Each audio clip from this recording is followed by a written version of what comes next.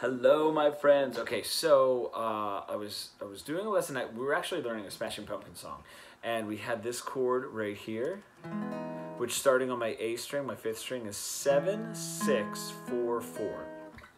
And what was really interesting is this student is progressing really quickly. So I asked them what they thought that chord was, and they didn't know. They weren't too sure. So I kind of like moved it around. I actually put the 5 here, so it made it 7, 6, 4, 5, and even maybe a 4 at the bottom. All right, and still just kind of missing a little bit there. So I thought this was a really good opportunity to get into the G and the C form of bar chords. So when we're playing bar chords, we're really just taking like this this E major and just moving it where we want. Now, as I move it up, I have to take all my zeros up with me.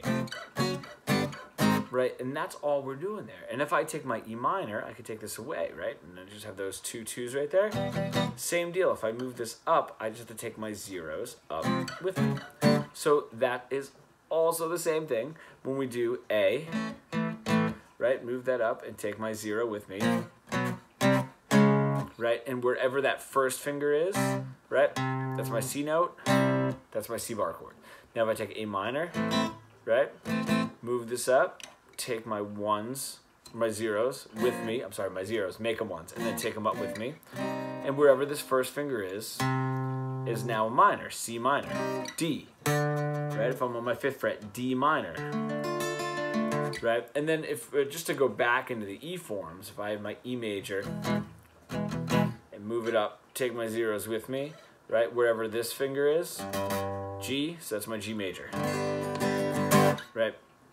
If I were to do the minor form, take this up with me, wherever my first finger is now minor, A minor, okay?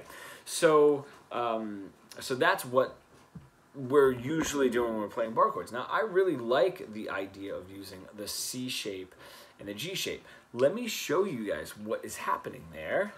Take my C. I just want you guys to play a C, but play it without your first finger. And then just do the same thing. You have your 3, 2, 0, 1, 0. Move it up and take the zeros with it. Now, just like in a C chord, regular C chord, that's my C note, that's my root note, that's my bass note. So, as you move up, wherever this is, now that I'm kind of taking my first finger away and I'm substituting my ring finger with my pinky, wherever that is will become your root note. So, if I move it up to this 7th fret, that's an E major. And you can hear it if I do this, or it's the same chord, but there is a reason for doing this. And the reason is the way that the chord is stacked. If I'm always playing this as my major, right, a bar chord, kind of moving that around, I'm always starting it with a really strong root 5th power chord, right? Which is great, but if that's not the sound that you're looking for, sometimes it can be a little too strong. Sometimes it can actually be a little too hollow. Right? Is that perfect 5th? Right? That has it's just the distance of it. It just kind of sets the chord up for a certain sound. Okay, so you can get that same E major sound, but kind of playing it this way, and now the chord is stacked differently. It goes from a 1, 3 to a 5, and you don't need to know the number system. I'm just saying it for the people that do know the theory behind it, right? And that's why we're doing it. So now I get this on the bottom part of the chord instead of, and you guys can almost hear if I play the first 3 notes, it's got a little bit more of a hollow sound than this. Okay, so that's what we're doing. So wherever that pinky is where is the major of that note. Okay, if that makes sense, I hope it does. And you can take that anywhere, you know. If I take it up to here, right, that's a G, 10th fret on my 5th string. You can almost think of it like moving like a capo, is basically what a bar chord kind of is your first finger is kind of being used as a capo. Now that being said, we're taking care of the E we're taking care of the A, which are the normal bar chords that we do. We just did the C. I also like to do the same thing with the G now. So if I do this, I'm going to go up here, right? And I'm going to kind of do a 7, 6, and then a bunch of 4s. Now the hard part about this is I don't add this bottom string in, right? So if you could picture this, what I'm doing here is basically a G.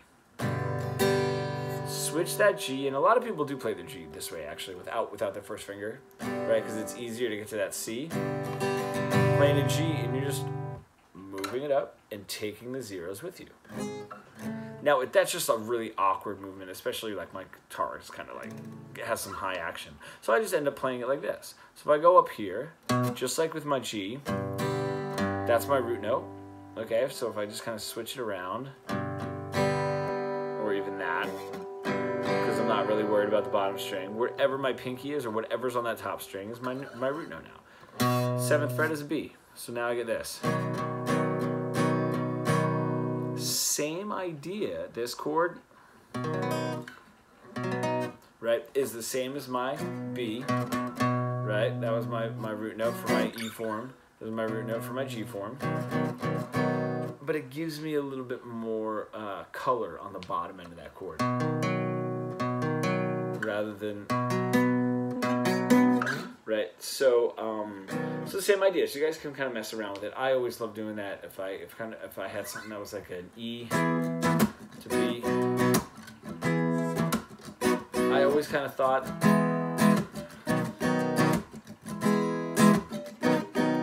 that if the sound was appropriate, that would work. So that's what they're also kind of talking about when people talk about the caged forms.